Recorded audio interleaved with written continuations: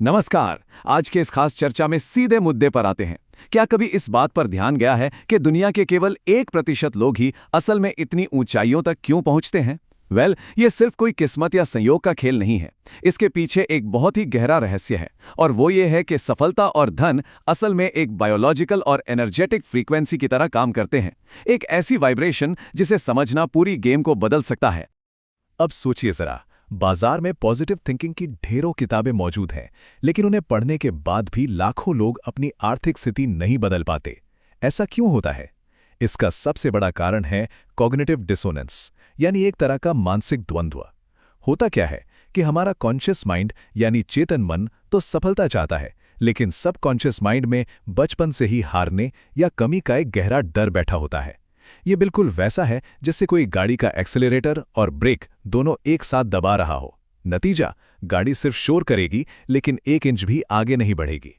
तो इस गुत्थी को सुलझाने के लिए आज के सफर को 6 हिस्सों में बांटा गया है। पहला, frequency of wealth and mindset. दूसरा, फिल्टरिंग अपॉर्चुनिटीज विद आरएएस। तीसरा, रीप्रोग्रामिंग थ्रू थीटा वेव्स। चौथा, emotion and the heart's magnetism. पांचवां, द वाटर मैनिफेस्टेशन टेक्निक। और छठा, बिल्डिंग अ 21 डे हैबिट। ये एक ऐसा रोडमैप है जो एंशिएंट वैदिक फिलॉसफी और मॉडर्न क्वांटम फिजिक्स को एकदम आपस में जोड़ देगा। चलिए, बिना वक्त गवाए पहले पॉइंट पे जंप करते हैं। Frequency of wealth and mindset, overcoming cognitive dissonance. हमारा दिमाग लिटरली एक रेडियो डायल की तरह काम करता है।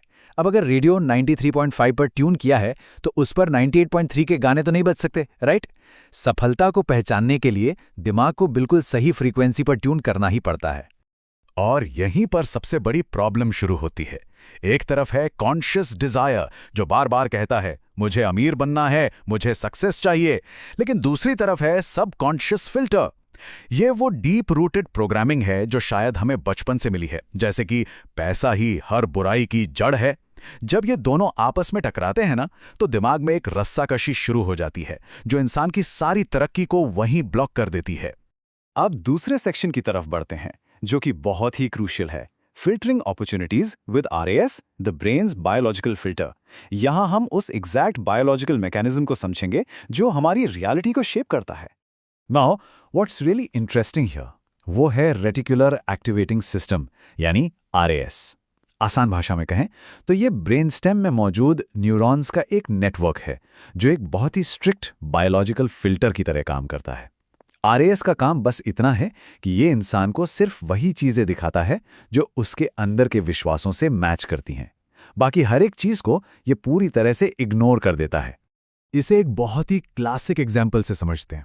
जब भी कोई लाल रंग की कार खरीदने का मन बनाता है तो अचानक उसे सड़क पर हर जगह लाल कारें ही दिखने लगती हैं। अब कारें तो पहले भी वही थी, बस आरएएस ने अब उन्हें फिल्टर करके दिखाना शुरू कर दिया है। ठीक इसी तरह अगर किसी के दिमाग में गरीबी या कमी की प्रोग्रामिंग सेट है तो उसके सामने से लाखों के अवसर भी गुजर जाएं, उसका आरएएस उन्हें फिल्टर करके बिल्कुल अदृश्य कर देगा। तो सवाल यह है कि इस गलत सॉफ्टवेयर को सही कैसे किया जाए। इसका जवाब हमारे तीसरे सेक्शन में है, reprogramming through theta waves, the admin panel of the mind. अवचेतन मन यानी सबकॉन्शियस के इस सॉफ्टवेयर को सेफली रीराइट करने का एक बहुत ही स्पेसिफिक बायोलॉजिकल टाइम फ्रेम होता है। सबसे इंपॉर्टेंट बात यह है कि हमारे पास दिन में सिर्फ 20 मिनट की एक बहुत ही छोटी सी विंडो होती है, सोने से ठीक 20 मिनट पहले और सोकर उठने के ठीक 20 मिनट बाद।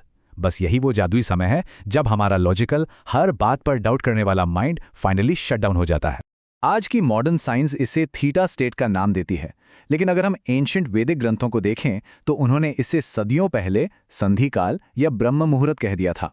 मॉडर्न ईईजी मशीनें भी आज बिल्कुल उसी बात को प्रूव कर रही हैं। ये वो पावरफुल क्रॉसओवर पीरियड है जब सबकॉन्शियस माइंड नई प्रोग्रामिंग के लिए पूरी तरह से ओपन होता है। लिटरली ये माइंड के एडमिन पैनल में पासवर्ड डालने जैसा है। लेकिन आज के मॉडर्न लाइफस्टाइल की सबसे बड़ी ट्रेजेडी देखिए, लोग सोने से ठीक पहले उसी सबसे कीमती थीटा स्टेट में सोशल मीडिया पर नेगेटिव खबरें स्क्रॉल करते हैं। न्यूरोप्लास्टिसिटी के कारण ये आदत ब्रेन के न्यूरॉन्स को स्ट्रेस, एंग्जाइटी और कमी के लिए वायर कर देती है।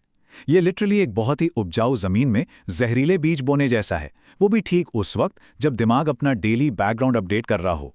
चलिए ब्रेन के मैकेनिक्स से थोड़ा आगे बढ़ते हैं और सेक्शन 4 पर आते हैं, emotion and the heart's magnetism beyond rote repetition. लक्ष्य को पाने के लिए सिर्फ दिमाग ही नहीं, हमारी फिजिकल फीलिंग्स और भावनाओं का भी बहुत बड़ा रोल होता है। हार्टमैथ इंस्टीट्यूट का ये डेटा सच में होश उड़ा देने वाला है। 5000 गुना। रिसर्च बताती है कि इंसान की भावनाएं जो मैग्नेटिक फील्ड पैदा करती हैं, वो दिमाग के लॉजिकल आउटपुट से 5000 गुना ज्यादा स्ट्रांग होता है। और ये बात बहुत ही खूबसूरती से क्लियर कर देती है कि यूनिवर्स सिर्फ वाइब्रेशन समझता है, भाषा नहीं। तोते की तरह अपने गोल्स को रिपीट करते रहने से कोई फर्क नहीं पड़ने वाला, जब तक कि उन शब्दों के साथ एक डीप, सच्ची फीलिंग और ग्रैटिट्यूड न जुड़ा हो। अब आते हैं इस पूरी चर्चा के सबसे प्रैक्टिकल हिस्से पर, section 5, the water manifestation technique, doctor Masaru Emoto's discovery. ये एक ऐसी टेक्निक है जो क्वांटम फिजिक्स को रात की एक बहुत ही सिंपल सी आदत के साथ जोड़ देती है। जापानी साइंटिस्ट डॉक्टर मसारू इमोटो के एक्सपेरिमेंट्स ने यह साबित कर दिया था कि पानी इंसान की भावनाओं के हिसाब से अपना मॉलिक्यूलर स्ट्रक्चर बदल लेता है। ये कोई छोटी बात नहीं है, खासकर तब जब हमें पता है कि इंसानी शरीर का 70% हिस्सा सिर्फ पानी है। वाटर मेमोरी के पीछे का ये साइंस बहुत ही सॉलिड है। तो इसे अपनी लाइफ में कैसे अप्लाई करें, इसके बहुत ही सिंपल स्टेप्स हैं। पहला, सोने से पहले उसी थीटा स्टेट में कांच या तांबे के बर्तन में पानी लें। दूसरा, आंखें बंद करके अपनी उस सक्सेसफुल लाइफ को इमेजिन करें।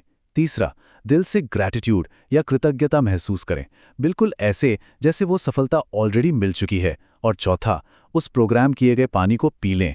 ये पानी लिटरली एक लिक्विड हार्ड ड्राइव बन जाता है जो सक्सेस का डेटा सीधे शरीर की एक एक सेल तक पहुंचा देता है। अब इस सब को परमानेंट बनाने के लिए हम आते हैं अपने आखिरी सेक्शन पर, building a 21-day habit, the timeline of true neuroplasticity. देखिए, सालों की नेगेटिव प्रोग्रामिंग को ओवरनाइट नहीं मिटाया जा सकता। इसके लिए थोड़ा बायोलॉजिकल पेशेंस चाहिए होता है। नेचर कभी जल्दबाजी नहीं करती। किसी भी चेंज को इनिशिएट करने के लिए कम से कम 21 दिन बिना ब्रेक के इस रूटीन को फॉलो करना होता है।